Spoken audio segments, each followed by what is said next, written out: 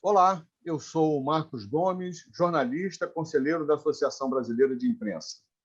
O genocídio de jovens negros e negras é o tema desse episódio da série produzida pela Comissão de Igualdade Racial do movimento ABI Luta pela Democracia, que lançou por aclamação as candidaturas dos jornalistas Otávio Costa para presidente e Regina Pimenta para vice-presidente da ABI. A nossa convidada de hoje tem uma história muito rica, interessante, uma história sofrida, uma história de dor, mas que vai nos trazer também muitas lições, né, no combate a esse genocídio de jovens negros e negras no Brasil. Eu me refiro a Mônica Cunha, que é técnica em educação antirracista, defensora dos direitos humanos, cofundadora do movimento Moleque, integrante da Coalizão Negra por Direitos e da Comissão de Direitos Humanos da Assembleia Legislativa do Estado do Rio de Janeiro, a ALERJ. Mônica, muito obrigado por ter vindo. É um prazer tê-la aqui nesse programa da Comissão de Igualdade Racial do movimento ABI Luta pela Democracia. Boa noite a todos e todas. Uma honra muito grande, Marcos, pelo convite, por estar aqui falando de um tema, né, que é tão cotidiano para a minha vida e para a vida de todos que eu estou vendo aqui, porque somos todos negros, por isso que eu estou dizendo que é um cotidiano, né, que mesmo que não tenha acontecido, e a gente luta para não acontecer na vida de vocês diretamente, mas a gente sabe que é o entorno das nossas vidas, dos nossos relacionamentos, né, da nossa vida social, a gente sabe que está sempre acontecendo. Então, vamos aí debater esse racismo, que para nós é fundamental para continuarmos vivos, debater e ficar contra esse racismo. E nós vamos discutir também um pouco do papel dos veículos de comunicação, né? A atuação desses veículos nessa matéria tão importante. Eu anuncio para vocês a participação de 3 colegas, né? 3 queridíssimos colegas que estão aqui para apresentar comigo esse programa da Comissão de Igualdade Racial. Eu anuncio a jornalista Angélica Basti, escritora e mestre em Comunicação e Cultura pela Universidade Federal do Rio de Janeiro, a UERJ. Angélica é pós-graduada em Gestão de Direitos Humanos e Docência do Ensino Superior pela Universidade Cândido Mendes. Tem pós-graduação em Política e Sociedade do Instituto de Estudos Sociais e Políticos, IESP-UERJ, e está em fase de conclusão. Angélica é sócia da ABI. Anuncio também a participação da colega jornalista Ana Leia Rego, formada há 40 anos, trabalha no jornalismo há 40 anos, se especializou muito na área do jornalismo cultural, conhece de perto, né, as agruras do povo negro, seus problemas na questão do acesso, na questão dos direitos. Ana Leia vai trazer uma contribuição muito importante para esse programa. Ana Leia foi dirigente do Sindicato dos Jornalistas do município do Rio de Janeiro e hoje participa do Conselho Deliberativo da ABI. E está empenhada na construção de uma agência de disseminação de notícias da resistência democrática dentro da ABI. E anuncio também a participação do Luiz Paulo Lima, que é jornalista, cool hunter, produtor executivo e comunicador transmídia. Vamos começar essa primeira rodada de perguntas com a participação da jornalista Angélica Basti. Mônica, bom, em primeiro lugar, boa noite a todos e todas. Mônica, é uma alegria muito grande em tê-la aqui conosco. A gente está em alguns grupos aí, o principal deles é um grupo de resistência, né? E a resistência a tudo isso aí que nós queremos, né, fazer esse enfrentamento também agora na ABI. E indo direto ao ponto, Mônica, que eu acho que é bem bacana, né, a sua participação, que você traz esse olhar de dentro, né, não só pela sua experiência, né, pela sua luta, mas também pela sua vivência. E esse olhar de dentro é que interessa para a gente poder compreender onde estão as falhas dos meios de comunicação de massa. A gente tem hoje uma tragédia humana, né? Mais de 400.000 pessoas negras foram assassinadas, né, por mortes violentas nesse país em uma década, segundo o Fórum de Segurança Pública de São Paulo. E a mídia fala muito pouco, né? Quando fala é em abordagens técnicas, né? Apenas falando de números, né? Enfim, são vidas que foram perdidas e que desaparecem, né? Em números frios, né? Rígidos. E, além disso, a abordagem ela é técnica e ela é limitada, porque você não tem uma continuidade, né, dessa abordagem. E o assunto desaparece, né? A gente tem uma tragédia humana, hoje a gente está vivendo mais uma tragédia humana lá fora, entre vários outros conflitos internacionais que já estão acontecendo nesse momento, com milhares e milhares de refugiados. A mídia hoje ela foca, né, com muita propriedade na guerra, mas a nossa guerra aqui ela continua em silêncio, né? Ou ela continua pouco, com uma abordagem pouco qualificada. Eu queria entender o teu olhar, Mônica, né? Onde a mídia falha, né? Nessa cobertura sobre esse problema tão grave para os brasileiros, né? Porque a gente não está falando de problema de pretos, né? O problema desse Brasil, o problema da nossa democracia. E eu queria te ouvir um pouco, a partir desse lugar de fala, onde a mídia falha.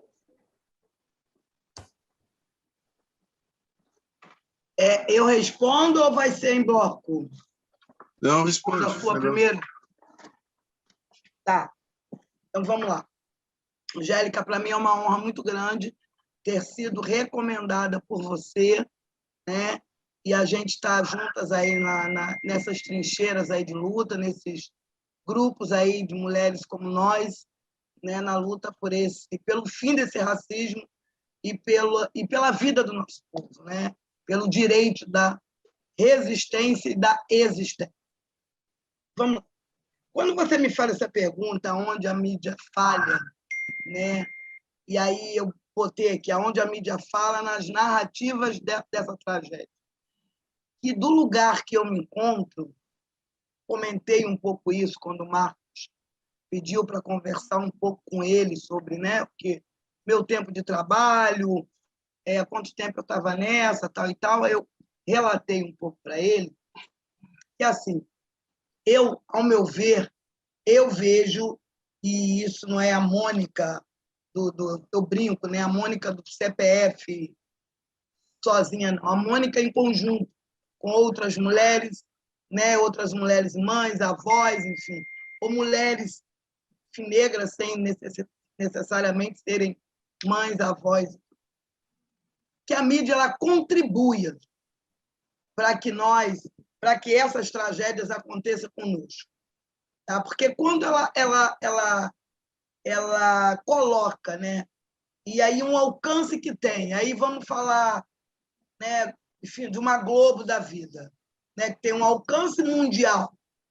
Então, quando uma Globo fala sementinha do mal, quando uma Globo fala, né, uma sementinha do mal, estou querendo dizer sobre um adolescente, né, que comete algum ato infracional ou comete algum ato ilícito, né? Não tem nenhuma sensibilidade de querer entender. Não, é sementinha do mal. Porque aquele... Sabe que na lei não se chama mais menor, se chama adolescente, mas eles não estão aí para se reiterar, para poder entender, né? Pelo menos o linguajar correto, não. Mas não é que não saibam. como o Marco apresentou cada um de vocês aqui, né, no sentido da competência, da escolaridade, da intelectualidade. Então, eu tenho certeza que qualquer um que está aqui, né, de posse do estatuto para entender, vai falar adolescente, não vai falar menor, porque vai entender que esse linguajar não cabe mais. Esse linguajar menor é uma forma de diminuição, uma forma também, né, de mostrar para essa sociedade que nós continuamos, na cabeça deles, um povo diminuído, um povo inferior, um povo... Só que, assim, isso é dado, isso é falado para os nossos filhos, os meus filhos, os filhos das minhas irmãs, os filhos das minhas companheiras, porque quando é para o filho da Branca, a narrativa da mídia é real. Ela se coloca, está por dentro de falar, não, o adolescente tal, filho do fulano de tal, sabe? Mas para mulher da favela, da Baixada, da menor, sementinha, bandido, entendeu? Eu coloquei a sua pergunta nesse lugar de propriedade, né, que eu tenho mais, para poder você entender como isso prejudica. E aí, quando essa mãe se coloca, né, para mostrar numa audiência, para mostrar em órgão público, ou até para uma conhecida que ela criou, que o filho estudou, mas não adianta, porque o que está é o que a mídia colocou, o que está é o que está no jornal. Então, o que está valendo é aquela narrativa. E é o que pega mais. Entendeu? Então, ali, você já colocou aquele adolescente como bandido, como marginal, aquela família como sendo a responsável, a culpada por aquela situação. Entendeu? Então, assim, a mídia ela contribui para que esse racismo que nós tenhamos, né, e conhecemos tristemente tão bem, né, desde sempre nos nossos corpos, ela contribui para que nós não deixamos de viver esse racismo, para que nós não continuemos a morrer por conta dele. É óbvio que eu também não quero ser leviana para dizer que a gente não teve nenhum avanço nesse tempo inteiro. Tivemos, né? Mas esse avanço ele foi feito por nós, porque fomos nós que essas mídias alternativas, né? A gente fala esses educadores populares, não, comunicadores populares, que começaram a colocar a real narrativa. Eu vou falar aqui de um que eu estou só me lembrando, que a minha cabeça é uma bênção de Deus, para não dizer o contrário, de esquecimento, mas me lembrei aqui agora para falar do Voz da Comunidade, que eu acho que vocês já devem ter ouvido falar neles. Então, assim, eu sei que tem outros, mas é porque eu me lembrei desse agora. O que é o Voz? O Voz é um coletivo, né, de jovens negros, né? Uns já têm a formação, outros não têm, estão aí em busca, mas que estão narrando e estão mostrando uma real narrativa para a mídia do que está acontecendo. Né? Quando eles mostram, né, para as outras mídias que a gente já conhece aí, que, né, nossa, Band, Globo, Record, SBT, enfim.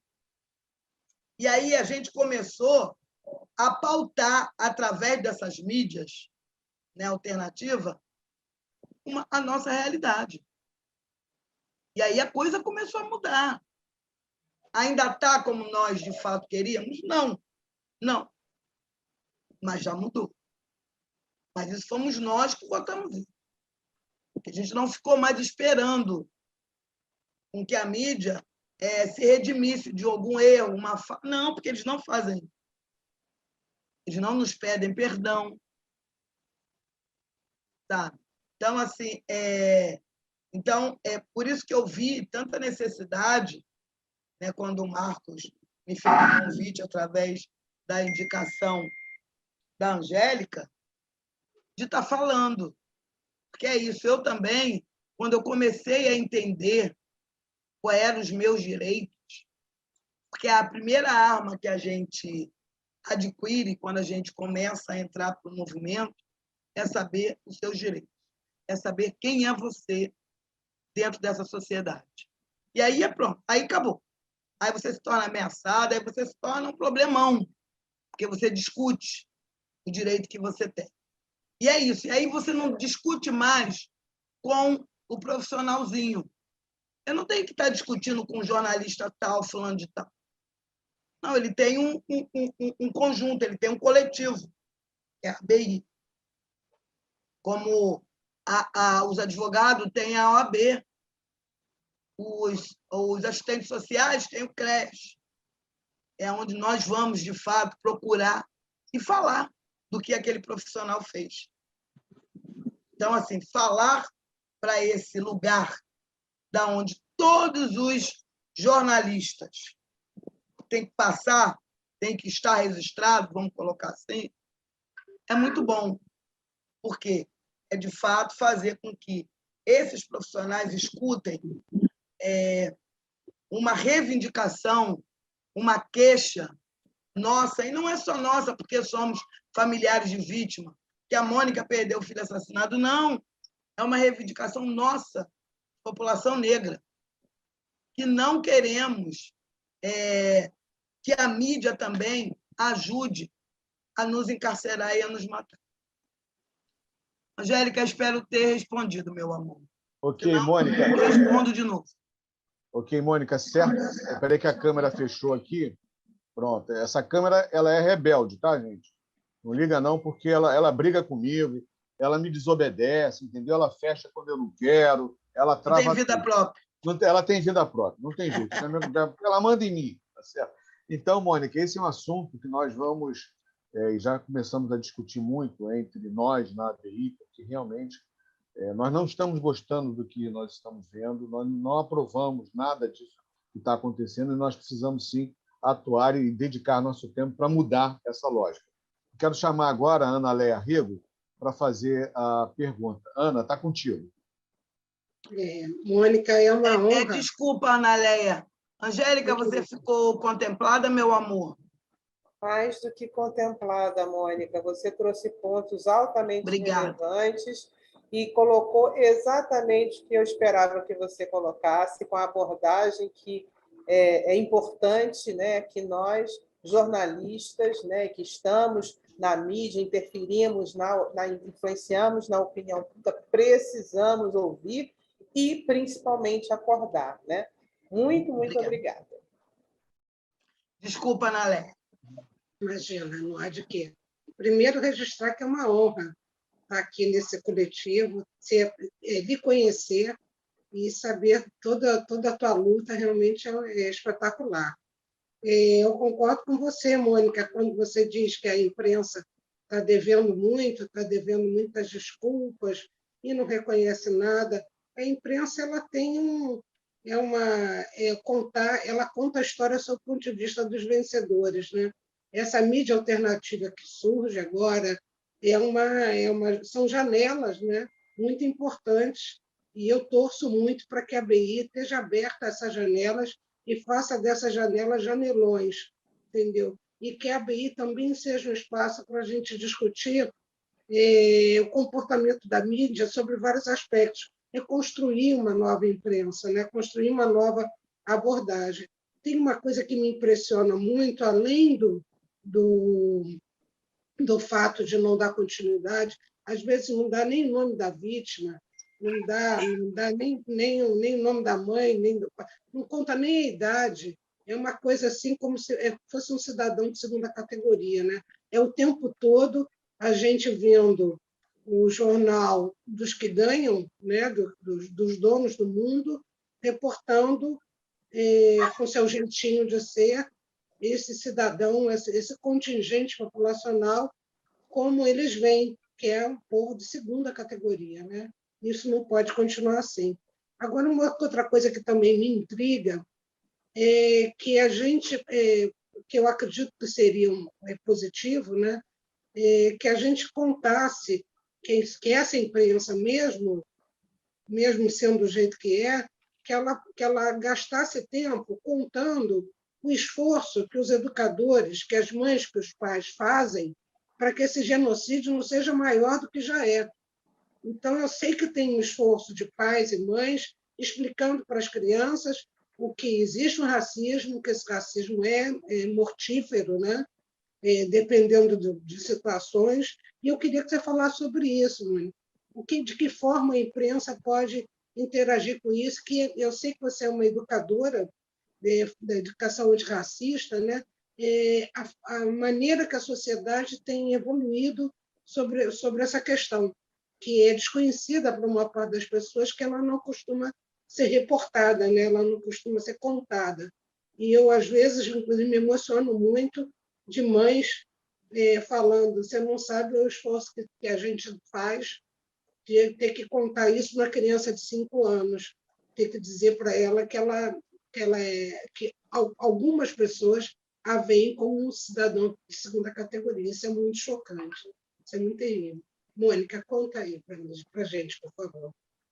Oléia, meu amor, muito obrigada. Uma honra muito grande lhe conhecer e saber da mulher que você é aí através dessa apresentação que foi brilhante pelo Marcos. Oléia, assim, como eu falei, né, tenho as minhas críticas, mas também sei ver, sei enxergar essa mudança também que a mídia está tomando aí através da pressão que temos feito, né? E aí, quando você fala como pode ajudar, como pode mudar, eu acho que está tendo um caminho, que eu vou ser muito sincera para você, que eu estou gostando muito, que é esse caminho de estar mostrando as nossas lutas. Hoje, cada movimento de mães, Léo, o meu é o movimento moleque. Mas tristemente, queria te dizer que não tem mais, mas não é. Tem diversos outros. Tá? Isso é uma coisa muito triste. E eu te digo que o movimento moleque que já existe há 20, que não foi o primeiro, não adianta, eu tenho que estar fazendo esse reconhecimento, até mesmo pelo dia de hoje, dia 8 de março, Dia Internacional das Mulheres. Né? E mulheres que lutam. A gente aqui, estou junto de outras mulheres, como vocês, estão aí nessa luta, formadas, poderiam estar aí com toda a formação, toda a intelectualidade de vocês, né? Enfim, vendo as coisas, mas estão aí, continua na luta, continua tentando mudar o que vocês escolheram fazer como profissão de vida. Então, continua na luta. E aí, todos esses movimentos de mães que existem, que não são poucos, já falei que se a gente se reunir, a gente realmente está maior do que o Maracanãzinho, tá? Eles hoje conhecem diversos jornalistas, sabe? De diversas redes, né? Globo, Manchete, aí fora esse núcleo, como eu já falei para vocês, que são a mídia... A gente esqueceu. Essa mídia que enfim, comunitária. Essa mídia mais comunitária, né? Que atua nos bairros, né? Então, quando nós vamos fazer qualquer coisa, vamos fazer um ato, vamos fazer um encontro, a gente chama eles. Então, grava. Por mais que a mídia que nós conhecemos não vai, mas a mídia outra vai, a popular. Grava. Quando grava, mostra.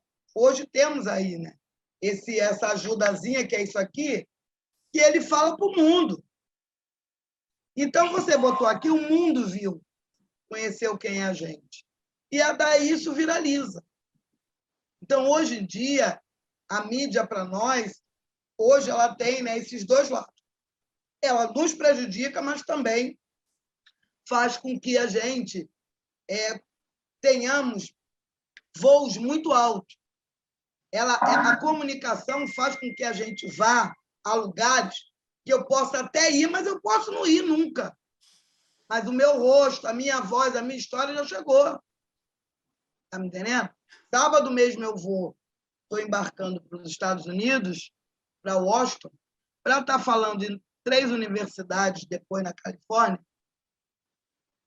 E eu já cheguei há algum tempo, mas é a minha primeira vez, já fui para outros países, não para os Estados Unidos, mas que quem chegou primeiro foi a minha história, meu trabalho, minha voz, minha cara.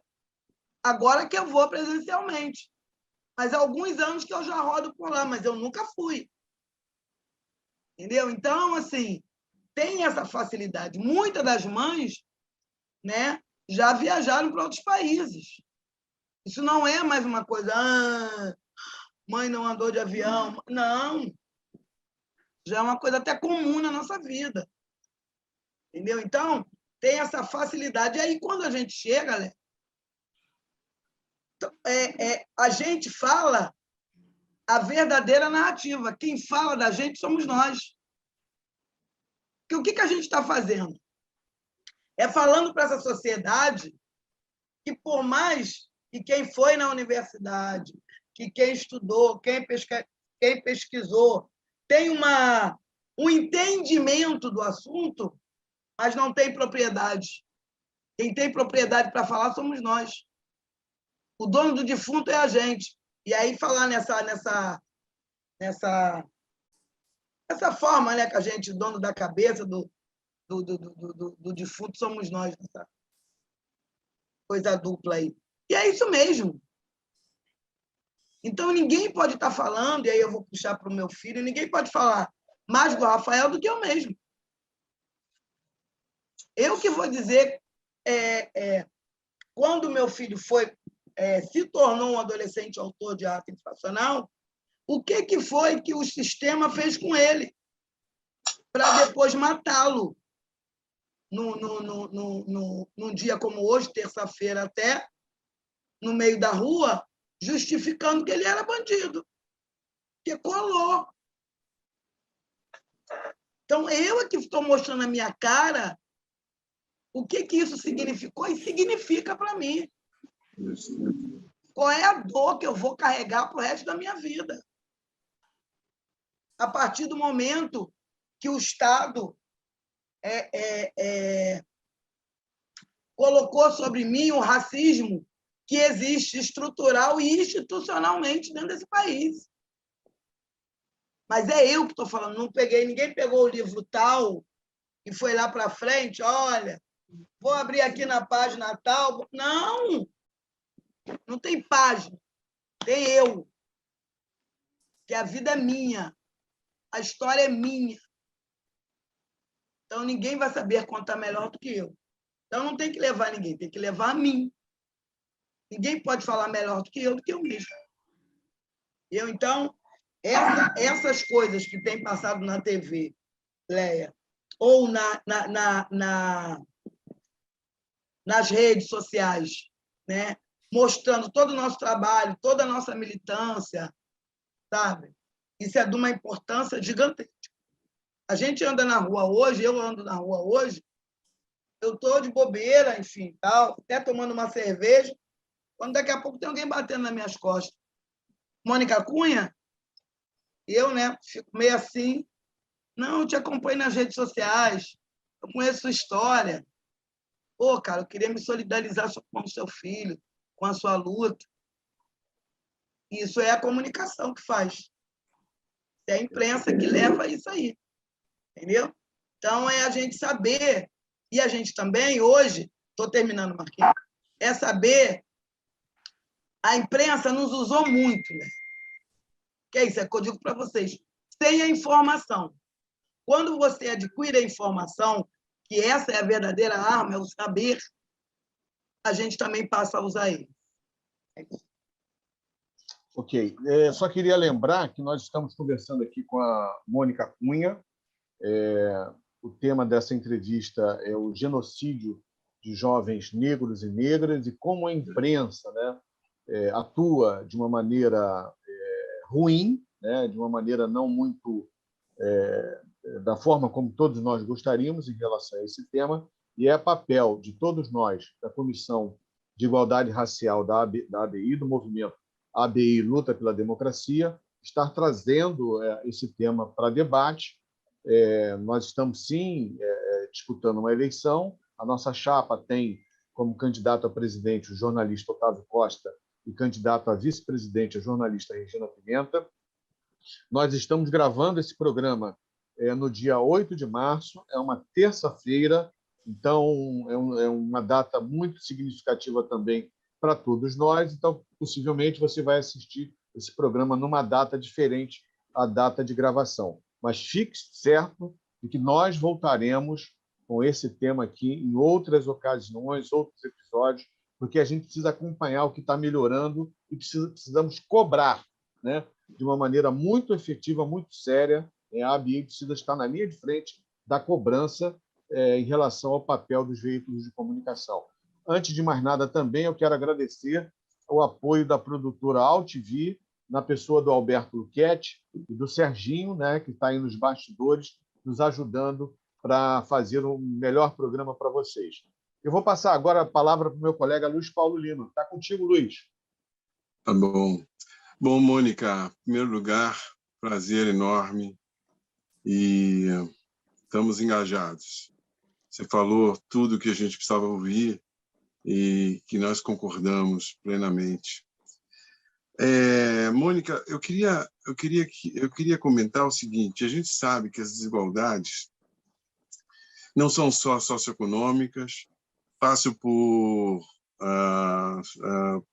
razões socioculturais, étnico-raciais, mas tem um lugar que é o lugar do Estado.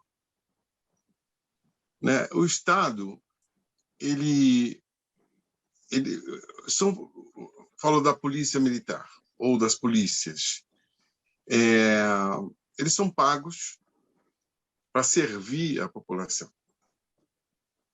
Eles são pagos para servir a população, para dar uma atenção.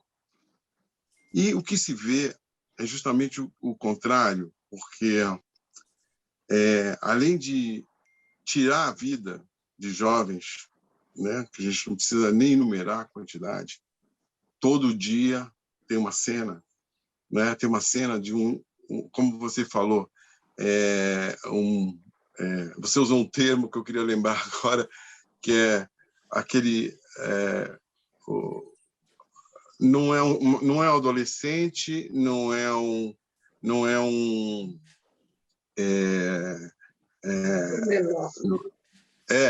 Então, depois disso passa a ser números, porque o próprio Estado ele tem essa pecha, né, de vitimizar, né, como é que eu vou dizer, da culpabilização das vítimas. Quer dizer, a cena é construída, né, no momento em que o ato foi cometido. Então, a gente percebe que o Estado ele assina essas mortes, né? Ele assina porque o agente do Estado matou uma criança, matou um jovem, né? Que para eles não é criança e nem jovem, né? É uma semente do mal, vamos dizer assim. E depois todo o aparato judicial vem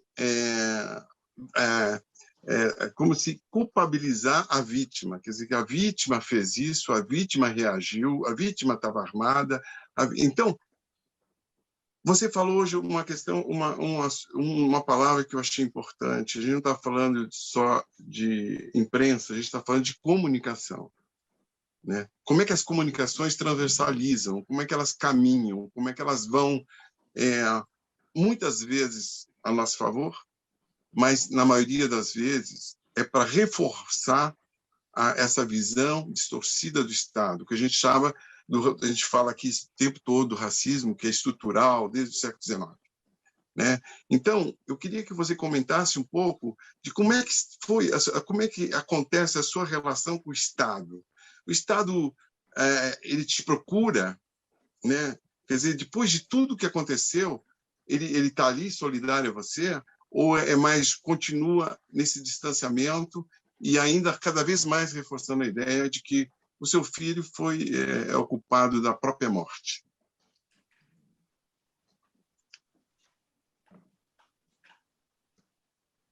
Luiz Paulo, muito obrigada pela pergunta. Uma honra minha também estar aqui com você hoje, estar te conhecendo. Estou muito feliz de ver a quantidade de pretos, né, que tem aí para estar, de fato, mostrando uma narrativa real, né, dentro dessa situação. Tem uma que eu admiro muito, né, que é minha amiga particular, que é Flávia Oliveira, que é uma pessoa que muito admiro, que muito, enfim, fico toda envaidada e vaidosa quando eu vejo ela nesse lugar, quando eu vejo ela colocar as coisas, né? Enfim, então, saber que existe mais para mim hoje está sendo uma alegria. Muito obrigada. A minha relação com o Estado, spam. Ai, meu querido, é de mal a pior. Muito de mal a pior. Porque, assim,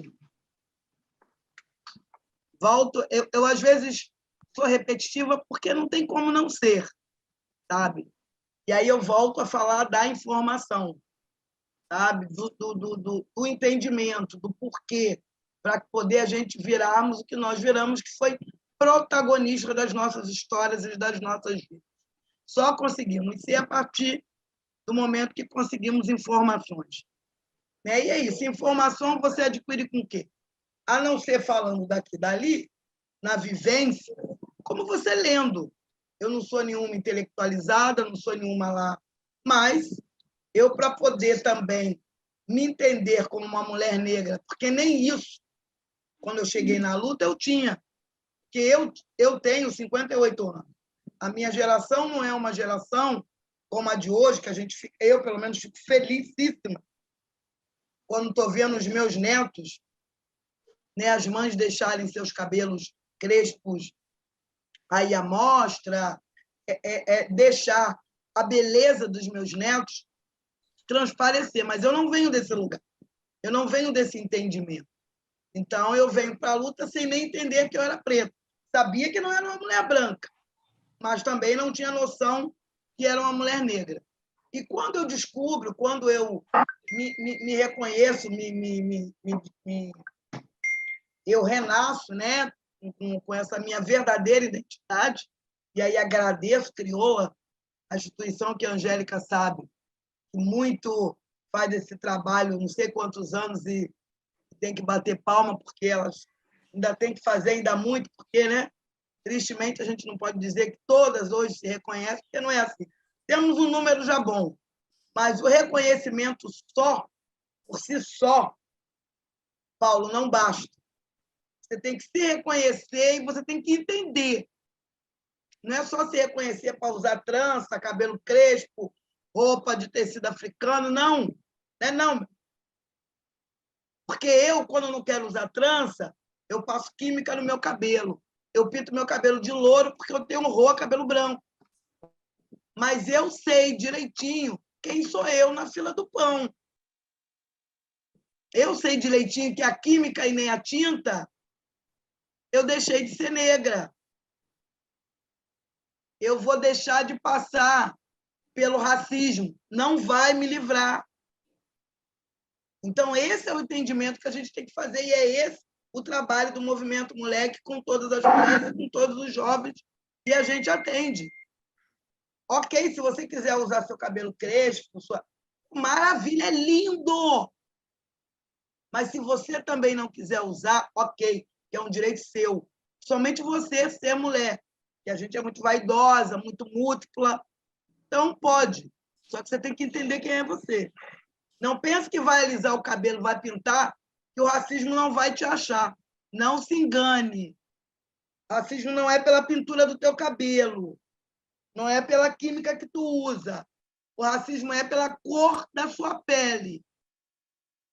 Então, você pode ser morador lá do 5º andar da Barra, ter 500 carros na garagem, mas você nasceu preto.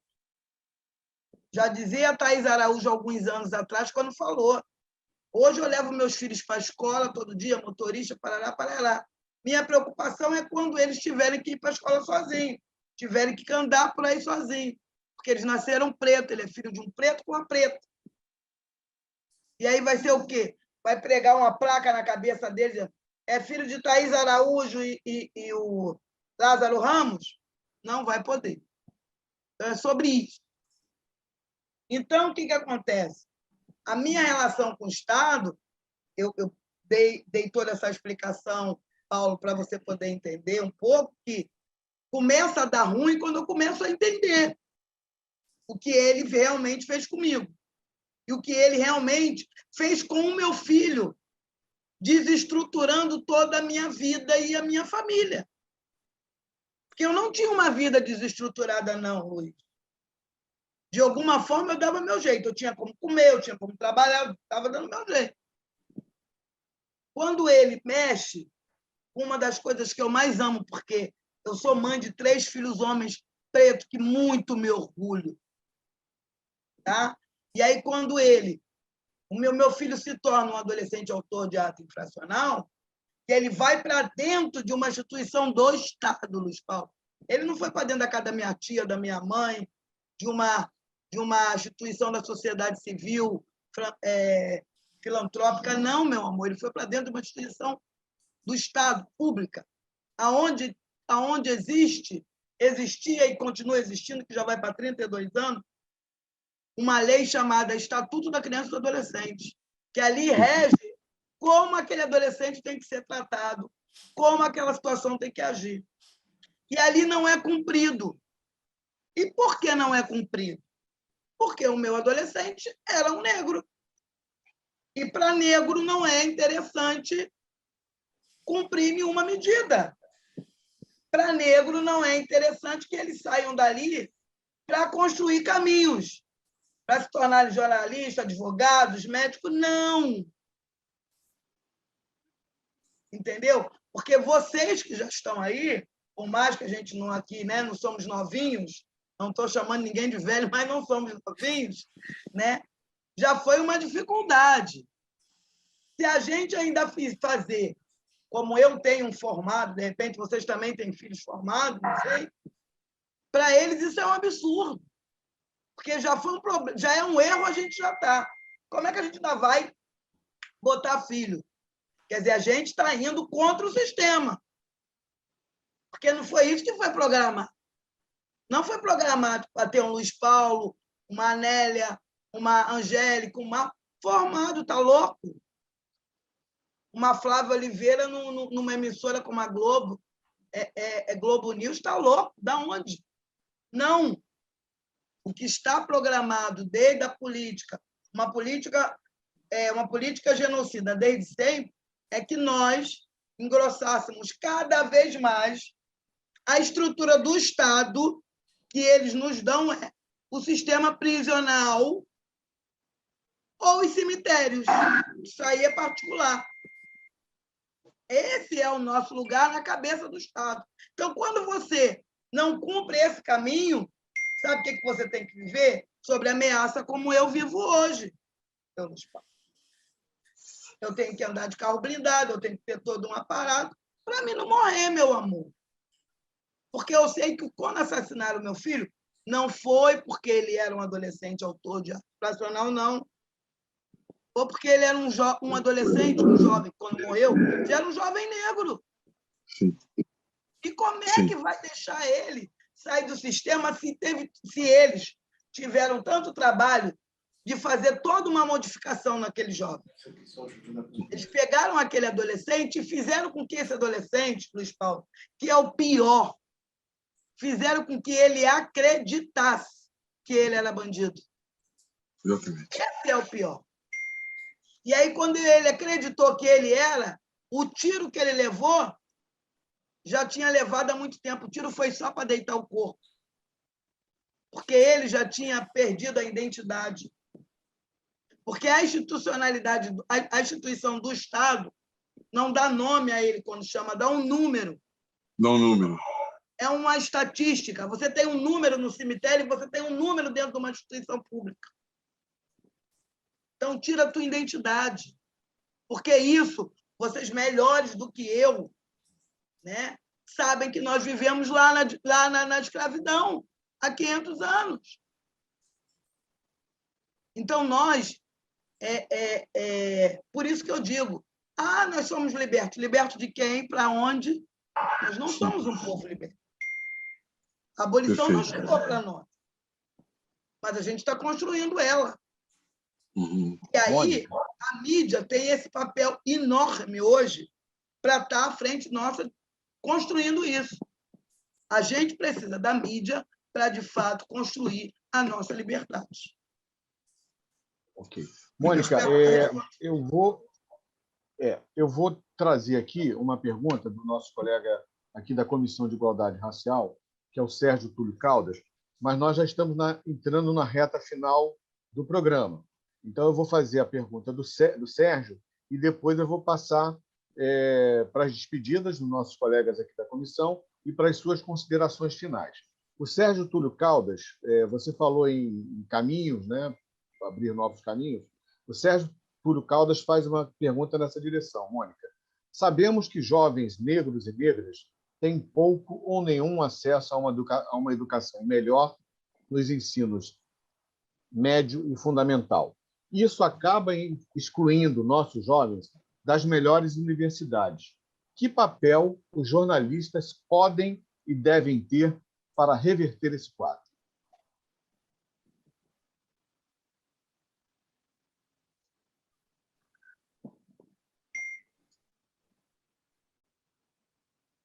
Vamos ouvir a Mônica. Está escrevendo. Tá bom. O que acontece, Marcos? Como é que é o nome da pessoa mesmo? Desculpa. Perguntou? Sérgio Túlio Caldas. Sérgio Júlio.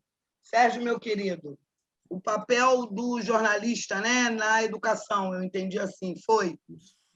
Olha, hoje eu acho que a gente tem também, aí eu vou sempre a isso, a pressão que nós fazemos para continuar vivos, né, em todas as áreas, na educação, eu vejo esse... Porque se a gente for falar do ensino público, vamos combinar, está vergonhoso. Né? Eu acho que no meu tempo, e aí eu repito, tenho 58 anos, a gente ainda podia contar, porque eu tenho um filho que acabou de completar, dia 21 de fevereiro, 40 anos, que já na época dele já era complicado, ele já teve que estudar no particular. Entendeu? Então, assim, e de lá para cá, eu tenho outro de 20, eu tenho um de 40, que é formado, é professor de jiu-jitsu, mora na cidade de Blumenau, Santa Catarina. Tem um Wilbert, que é um caçula de 28, para a época desse povo de 28, então, já estava bem ruim, já estava.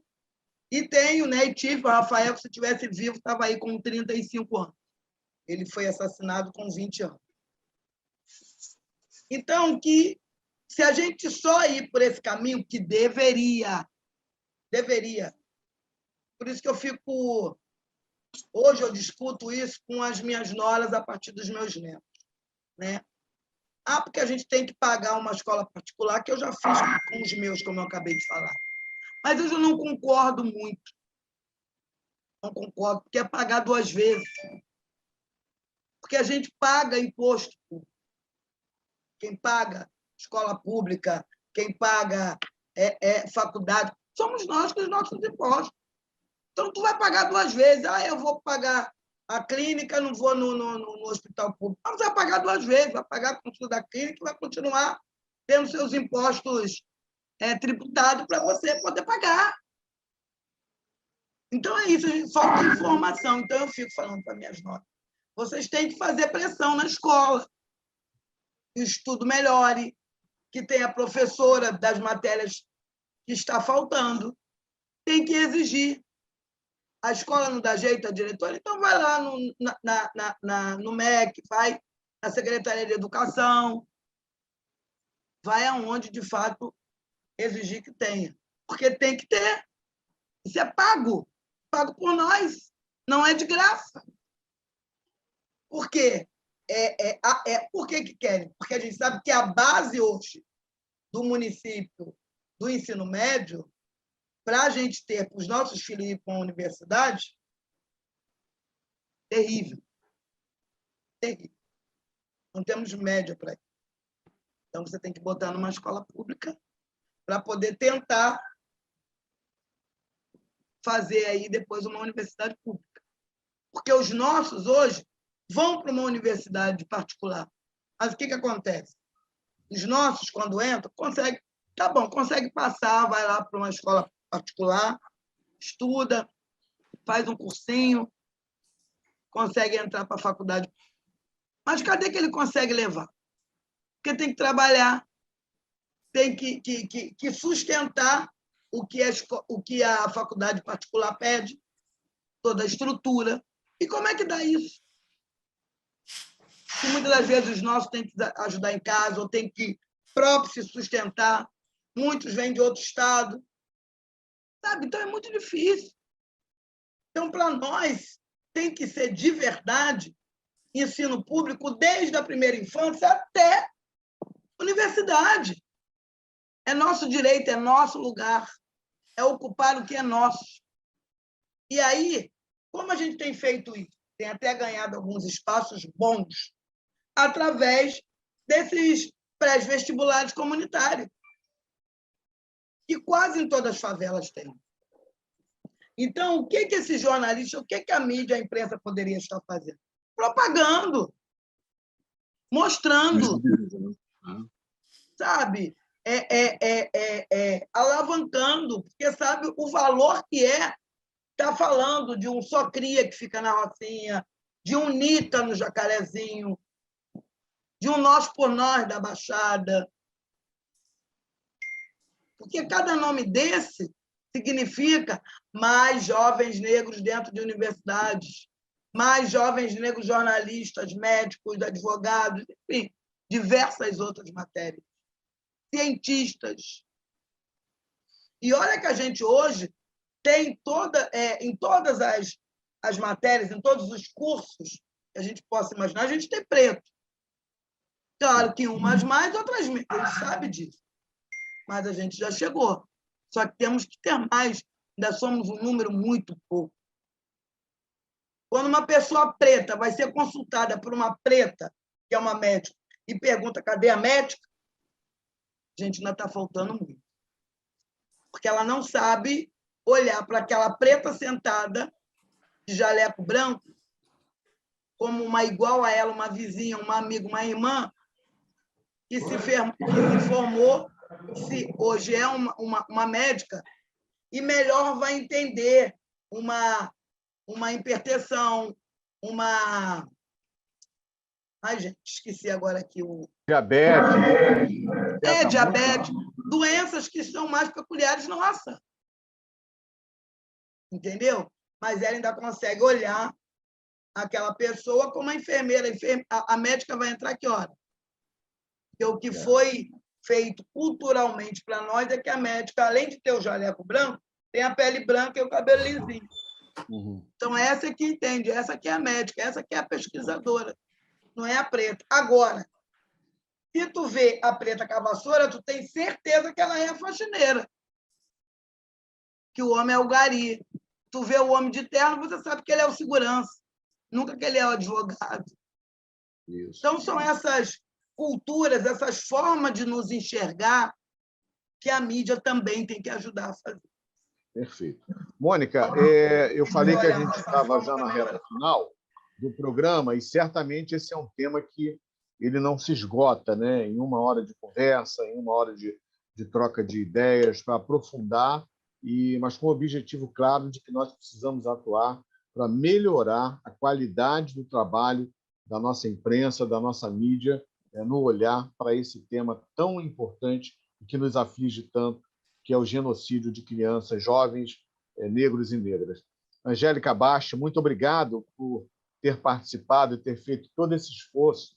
Eu sei da sua luta, da sua batalha, e como cara, muito pesado para você, mas eu fico muito orgulhoso de ter podido reunir vocês aqui, né? A ideia foi sua e a Mônica foi assim também muito generosa, né? Entendeu perfeitamente qual é o papel da ABI nessa história toda e o que a gente está tentando fazer. Muito obrigado, Angélica.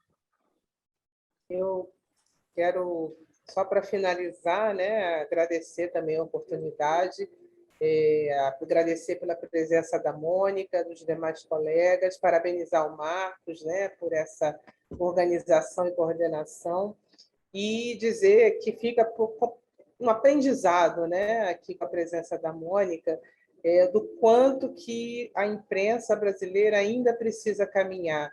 Porque quando a gente fala dos jovens, a gente, em geral, pensa na educação, né, que é uma pauta importantíssima, né, fundamental.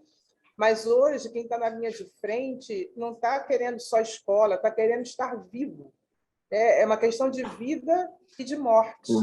Né? Então, eu quero que a imprensa, né, nós, jornalistas, a gente precisa refletir sobre as nossas pautas, né? Porque pensar hoje nesse jovem que está sendo assassinado, né, a cada 1 minuto, 23 jovens são assassinados nesse país. Isso é escandaloso.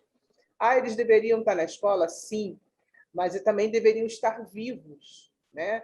Então, quem é especialista, né, cobre segurança pública, cobre violência, precisa repensar o seu modo de atuação. E eu acho que aí que a ABI tem um papel fundamental de pressionar, né? Foi colocado aqui o papel do Estado, né? Pressionar o Estado brasileiro para que é racista, que tem várias práticas racistas, a rever de fato.